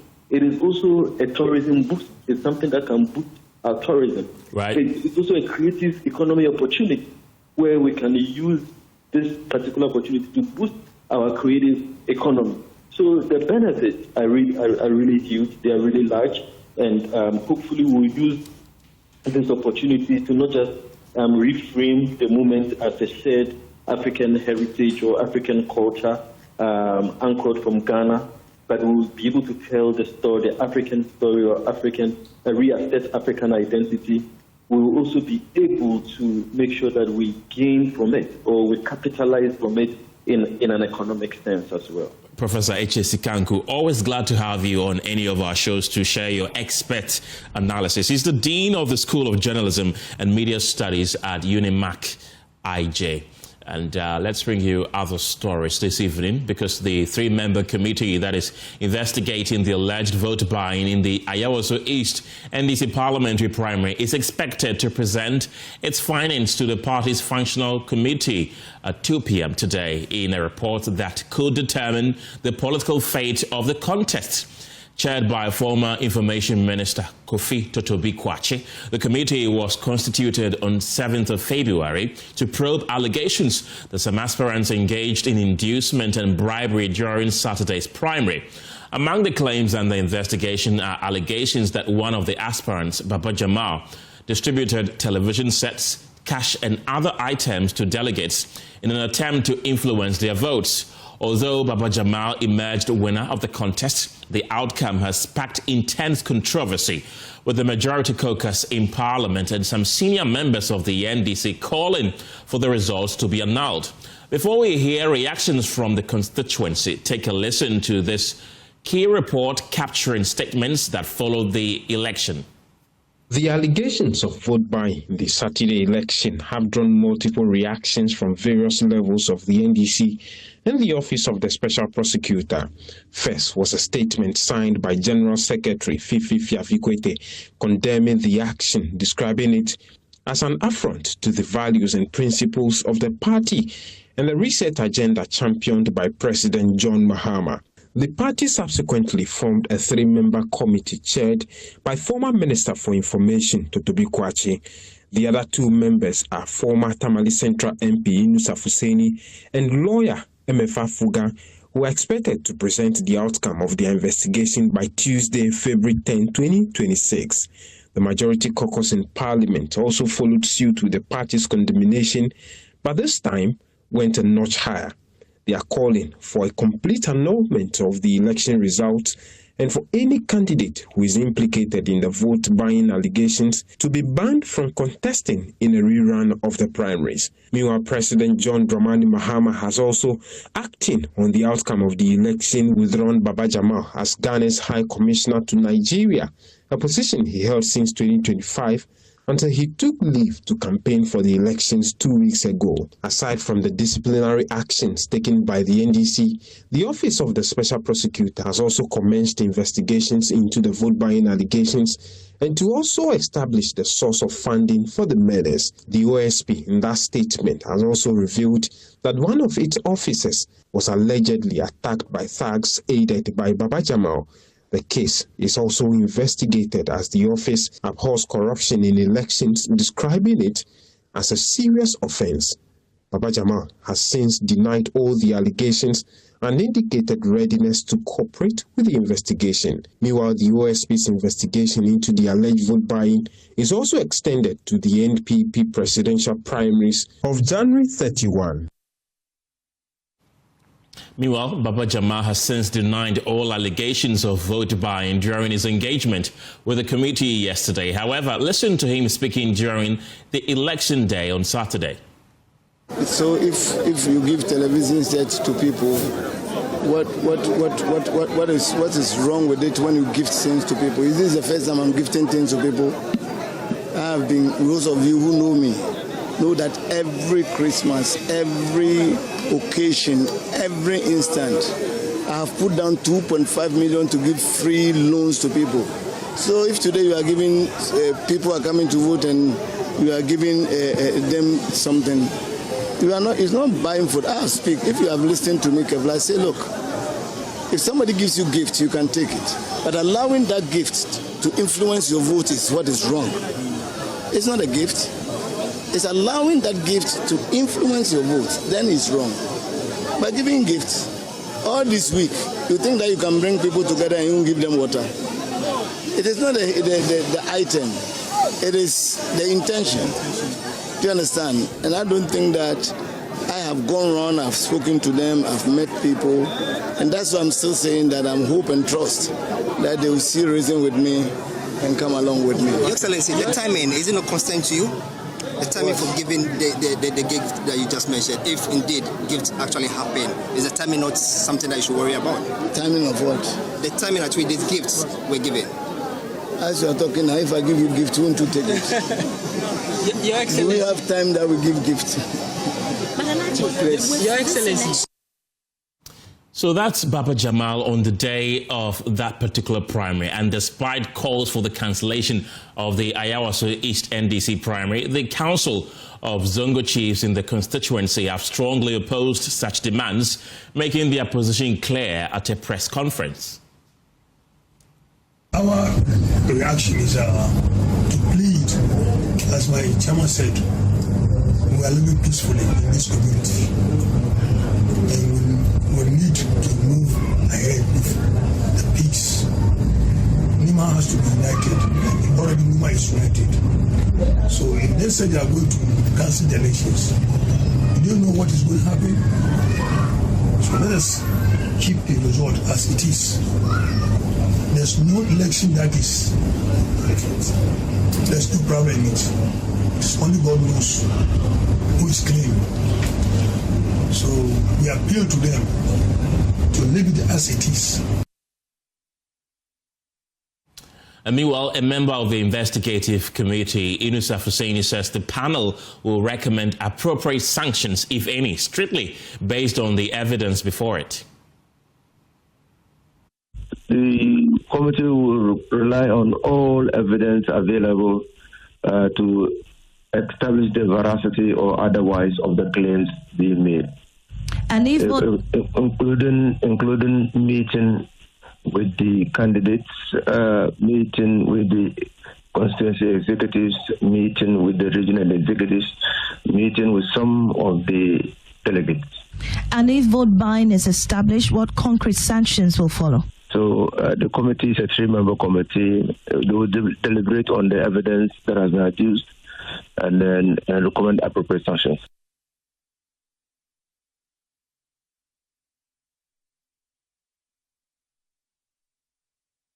Let's take you to the NDC's national headquarters and speak to my colleague Michael Ashale, who is there for us. Michael, we were told that the report will be available by 2 p.m. today. Are you getting any indication that it is ready now?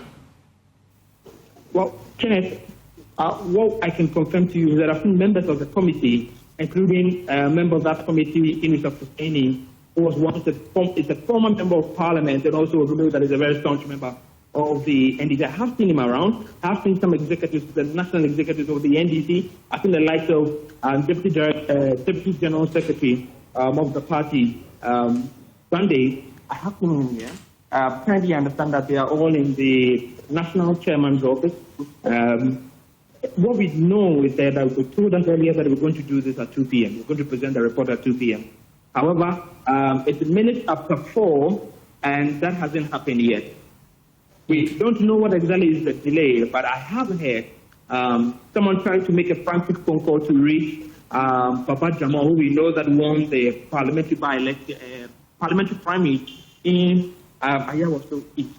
Unfortunately, as it stands now, he's not here at the moment, and I'm understanding that that is what exactly is what the committee is waiting for. They want Baba Jamal to be here, but nobody is able to reach, nobody is able to confirm why exactly Baba Jamal is not here at the moment. But I can confirm that National Executive of the NDC are around, members of the committee are also around. Any representative tells me that they are ready to present the report, but he cannot tell me why exactly they haven't been able to do that since 2 p.m. When they told us that they should have done that presentation. So at the moment we are all waiting. But Kenneth, it is instructive to know that on the 16th of January, the Electoral Commission put out a notice that we're going to run the election, the by-election, on the 3rd of March. However, they told us that preceding that, we're going to open the nomination from Monday, 9th of February 2026 to Wednesday, February 11, 2026. And the 11th of February is tomorrow. That means that in less than 24 hours, the NDC must be able to settle on their candidates, that is, they want to go by Baba Jamal, and also submit a form tomorrow. That means that it stands now, the NDC has less than 24 hours to submit the report. We know that the EC's office works from 9 a.m. to 12 p.m. and then from 2 p.m. to 5 p.m. each day. It means that between now and tomorrow, 5 p.m. is when the NDC must submit the candidate to the Electoral Commission. So that is exactly what we are waiting for, whether they'll be able to settle on Baba Jamal or whether they'll use to the cause of the majority in caucus in Parliament to annul the results of that election. But how they'll be able to raise another candidate between now and 5 p.m. tomorrow and submit the form is what we are waiting for. But the meeting as it stands, I can confirm that it's supposed to be underway. However, they are still waiting on Baba Jamal to be here before the proceedings will commence. We heard of some imams in the area saying that they're going to resist any attempts to oust Baba Jamal, which is the recommendation by the majority caucus. As you are there, have you cited any individuals who appear to be there to throw their support behind any of the candidates? Well, if you've been to the NDC national headquarters, you know that this is a place for everybody in the NDC. There are some people here, but I won't say that these numbers are out of the ordinary.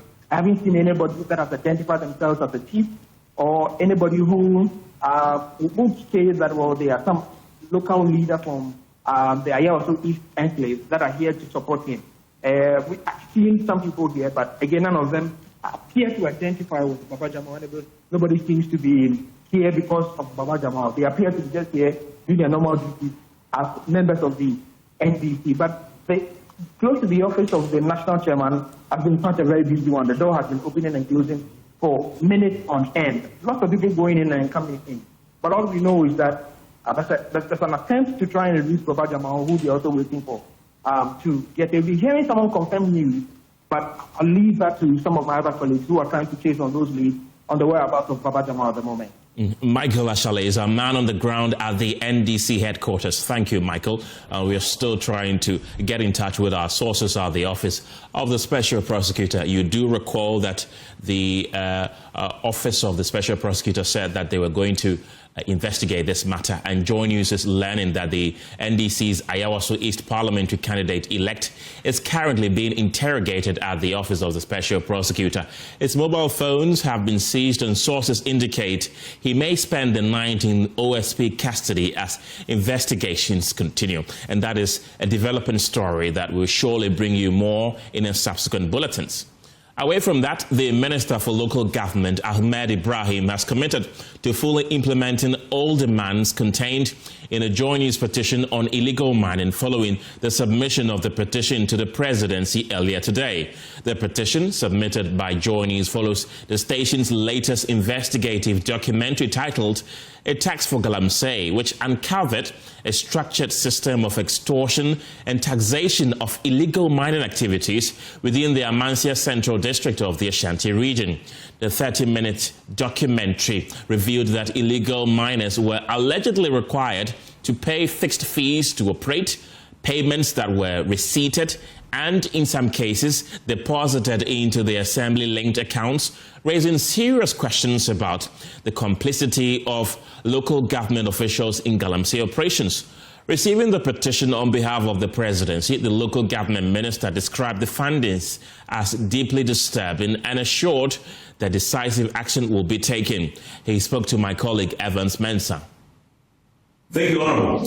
So, has this matter of the DC come to attention with this Galamsey tax?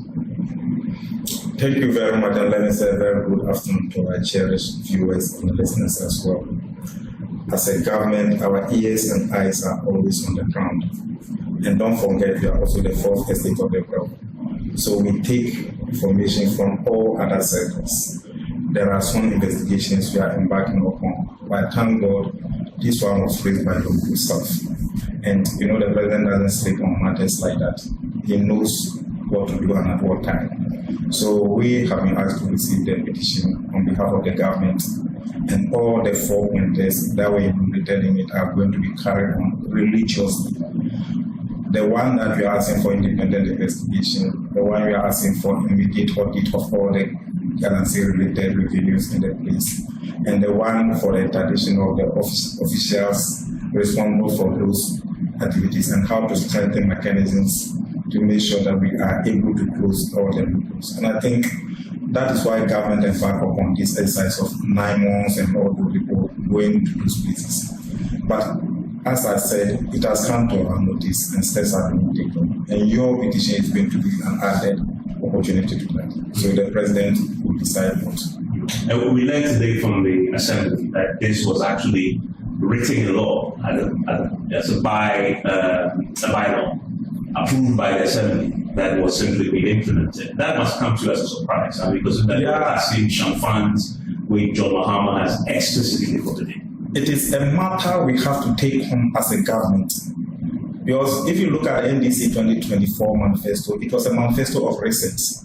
So this was law that was being implemented by the previous administration. And now Ghanaians voted in 2024 that there should be a reset. So if Shamfan was being charged before 2024, in 2023, in 2021, and monies were being collected, now there's a new government who says, I'm resetting. So what reset are we also doing in that place? And that is why I just wanted to receive the petition and to tell you that government will work on it in order not to fall a victim of an investigator preempting or prejudging the matter. But clearly, it is good JoyNews or Joy FM will carry upon this research and approaches. We are going to go before the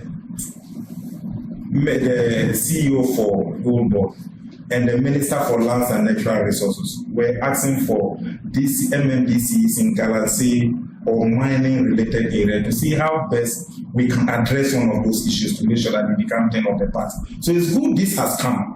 And once again, this is going to be an added thing. But we cannot win this fight without you. So it's a joint fight we are all going to embark upon. But clearly, there is something that has to be worked on. I'm somebody who doesn't want sharing responsibility. I face responsibilities. This Shamfan tax and all living are things that are happening in these Galamsey-related areas before we came to power. Now we are in power. Now you are the municipal or district chief executive. What steps are you taking? If it was being done and you have come, is it good that we should allow it to be there? But I as a local government minister didn't know that it was part of the local internally generated fund. But now that you have brought it, it's going to be one of the matters that is going to be addressed. But clearly, I don't want to just jump and say that, oh, it was law, it was not law. Yes, it is something all the MMDCs, we are going to warn them about, if it is true. But Galamsey is Galamsey, and mining is mining. There is Lance's mining. Lance's mining, what tools do they use? The tax that they are talking of, it is a tax for Lance's mining or on Lance's mining. It is a Galamsey tax or no Galamsey. And these are things that as leaders of the communities, we must address our minds on that to make sure that we are able to address. You don't just see, oh, because it is a small scale mining and it's being taxed, somebody is doing Galamsey, then that person must also be taxed. Galamsey illegality is illegality. But what kind of taxes can we levy on the lands ones? These ones too, we need to interrogate them. And I cannot say, just sit here. You know, I'm not coming from too good a mining area, and I don't know much about this Galamsey issue, so I may not be able to tell you why this. What prompted the idea of a district assembly? Going to a district assembly meeting and saying that we are going to do fee system and we are going to levy so much and so much. But including on funds which have been precisely. So, and there was nobody in the assembly, in the community that is not. So these are matters we need to interrogate. Yeah. And these are the things you are calling for in your phone. And you know, you talk about leadership. Also, the responsibility of us will lie with the DCE. Even if he met the rule in the book, and the administration had said we are banning some funds, in fact, even excavators were subject to a ban at some point. He should have known that that is something that he cannot implement. That's why he takes responsibility. That's what I'm saying is about leadership. The essence of our manifesto was to reset. Yes, you met it. It predates you. But what have you done about it? Do you accept it or do you reject it? These are matters we need to interrogate. Just can't say, oh, I came to meet it, predate me. It will be, if we want to go that target, it will be like the normal NDC MPP. Oh, MPP brought it and NDC has come and they are continuing it. So what is the definition of recent? So there's a job to be done in that direction. Will this go beyond just this particular district? Because it's possible, you know, that some areas may also have this law. Clearly, why are laws made? Laws are made when there's a defect or in the society and you are curing it. Once you are curing it for the entire society. And that is why I say that the Lands and Forestry Natural Resource Minister, together with the Gulbo CU, they've been calling for a meeting, and the president has sanctioned that we need to call all those people in the Galamsey related areas. But normally, as a government, it is not a good thing to be calling all MMDCs to Accra frequently. They need to be at the municipalities. But this calls for an emergency meeting. As I go out, I'm going to call the CEO and the minister. The MMDCs are here for a day meeting. So maybe we'll take the opportunity to call those related to those areas to meet. As in areas known for illegal mining. Then mining and both legal and illegal. But sometimes when they say they are doing legal mining, if you are not good, you will not be able to differentiate between. So where you know that's mining, you need to call them, let them wait, and we have discussions with them. So that it will not be like, we handle this one. Next time you go and bring another district, then we call that is firefighting. I don't do human things, and I don't think the president will endorse that. I don't know what is going to the minds of the president as we sit here. But this is something he's always furious at. Yeah, and we make the point, to be clear, our demands were for an immediate independent investigation into the matters raised in the documentary, the interdiction of implicated officials pending the outcome of investigations, a public audit of all assembly revenues accounts connected to mining-related activities in the district, and 4, strengthened oversight mechanisms to prevent the abuse of public authority in enforcement of anti-Galamsey operations nationwide. We have your assurance that these will be implemented. Seriously, take it from me. Once you give this one, you know, I'm a carrier of this information to the president. It is addressed to him. Maybe he may want to go further than your petitions to help address it. And that is the Minister for Local Government. Thank you very much, man. Thank you. That's my colleague Amansie Central in a conversation with the local government minister Ahmed Ibrahim. Across Ghana's historic bread basket, a quiet crisis is taking root. As climate change punishes traditional crops with relentless drought, farmers are making a desperate and lucrative pivot to a single, hardy tree, the cashew. What began as a smart adaptation has erupted into an uncontrolled agricultural gold rush, converting vast swaths of fertile land into uniform cashew plantations. Now, a stark warning echoes from farmers' fields to the halls of power. In this episode of Climate Evidence, JoyNews' Anas Sabit explores the dilemma gripping the Bono East region, where the very crop promising survival may be risking the nation's food sovereignty.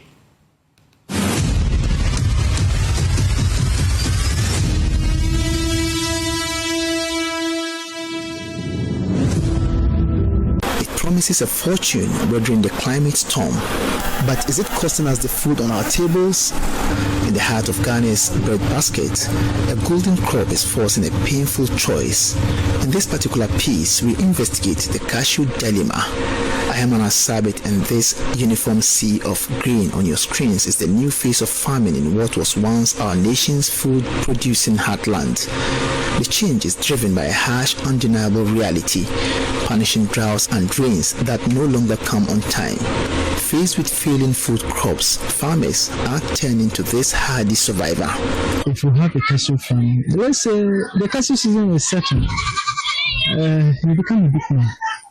The cash flow, yes, is the money that gave me motivation to enter into the cashew farming. The data confirms the crisis. Research here shows over 97% of farmers are aware of climate change, with a majority finding traditional staples like yam and maize increasingly vulnerable. Cashew isn't just a crop for many, it's become the only viable adaptation. I used to have cassava farm, then later I blended it with cashew, but today the cassava is not able to survive due to the state of the cashew. The cashew has also been helpful. That's what I used to take care of my kids' face. The story of these farmers is a dream driving the boom. Cashew now supports about 300,000 farming families. The national ambition is huge, to boost annual exports from nearly $400 million to over $660 million. But this rapid shift is creating a stark new reality on the ground, with food crop farmers the most affected. In our place, but I told them where we used to farm, we have used a lot of the land for cashew plantation, so you can't get vast land to farm. It's small portion in that cashew farm. So you have to travel a long distance before you can get this land. That's why we travel. Almost the 200 and some acres. Someone abroad has purchased about 200 acres of land solely for cashew. How can we, the peasant farmers here who are into food crops, get the piece of land to farm tomatoes, yam and cassava for the people in Accra to also get food to eat? Ecologically, this mass monoculture is a time bomb. It reduces biodiversity, destroys pollinator habitats, and degrades soil health. Osman Young, the area officer with the Environmental Protection Agency, says the situation makes the land more vulnerable to climate impacts like pests and erosion.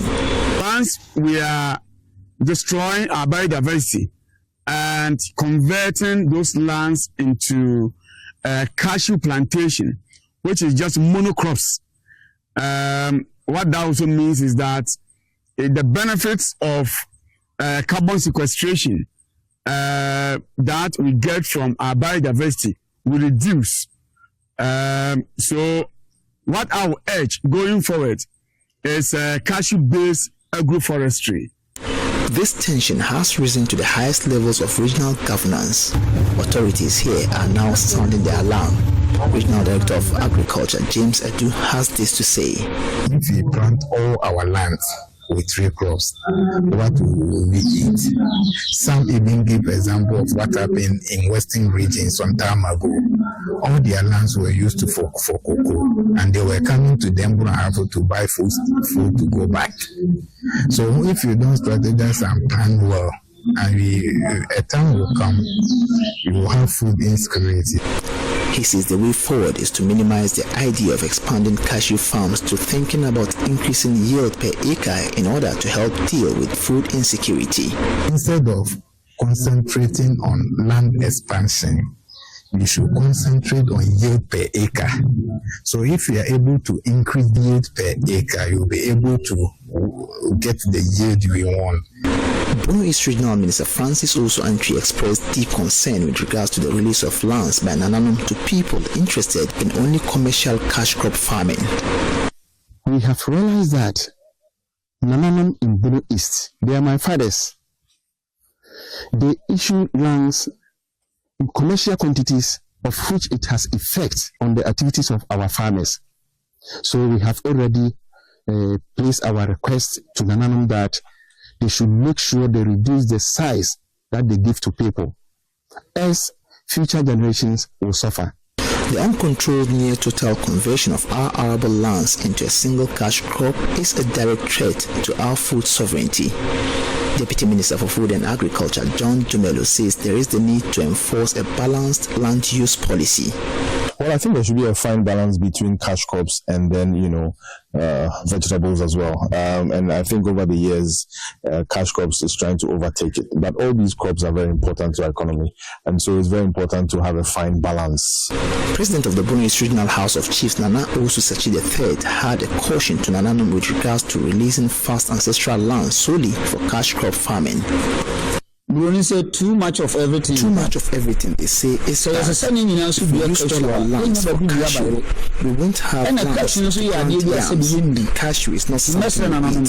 So I'm pleading with the government to reserve some lands for food crops before we go to other countries to import the food we eat, and this will affect our local economy. Amidst the conflict, solutions are being cultivated. The answer isn't to abandon cashew, but to farm it intelligently. This model, integrating trees with food crops, builds resilience, protects the soil, and secures both income and nutrition. Experts call it climate-smart agriculture. It includes techniques like intercropping, using drought-tolerant food crop varieties, and dedicating specific zones for staples. We can plant cashew and still plant our food crops alongside intercropping with intercrop. That is why for me I always advocate for agroecology. In agroecology, this system can be achieved.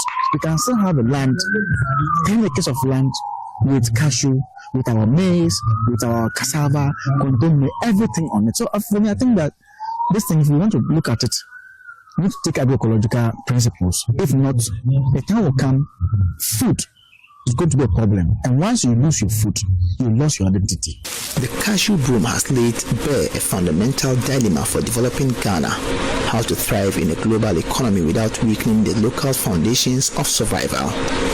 The message from farmers, chiefs, ministers, and environmentalists is unified. Unchecked monoculture is a recipe for crisis. The sustainable future lies in balance and landscapes that provide both cash crop and nourishment. This forms part of a collaborative project between JoyNews, CDKN Ghana, and the Center for Climate Change and Sustainability at the University of Ghana, with funding from the Clear R41 Opportunities Fund. Anna Sabit, JoyNews, Tichima. This story is brought to you by JoyNews in partnership with CDKN Ghana, University of Ghana Center for Climate Change and Sustainability Studies, with funding from Clear R4I Opportunities Fund. That's it for The Pulse this evening. For more news, you can log on to myjoyonline.com. There you have it. Our top story says, pass it on. Guta boss demands traders share cedi gains with consumers.